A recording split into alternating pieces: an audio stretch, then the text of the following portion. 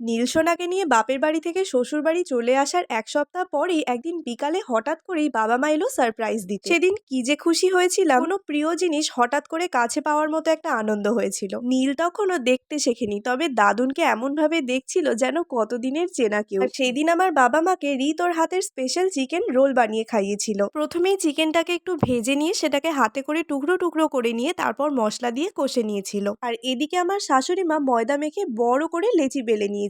টুকরো করে রাখা চিকেনগুলো কষানোর সময় যত বেশি মশলা দেওয়া হবে ততই কিন্তু চিকেনের টেস্ট বেশি হবে, তবে হ্যাঁ অবশ্যই মশলাগুলো পরিমাণ মতো দিতে হবে। তারপর রুটিগুলো দুদিক দিয়ে ভালো করে তেল ছড়িয়ে ভেজে নিতে হবে, আর চাইলে ডিমও দেওয়া যেতে পারে। রিত এখানে এক একটা রুটির জন্য এক একটা ডিম ইউজ করেছিল। আর এদিকে স্যালাড রেডি হয়ে গেছে, গাজর, পেঁয়াজ, শসা আর লঙ্কা কুচিয়ে। আর তারপরে স্যালাড আর চিকেন কষা দিয়ে ভালো করে রোল করে নিলেই তৈরি হয়ে যাবে একদম রেস্টুরেন্টের মতো চিকেন রোল।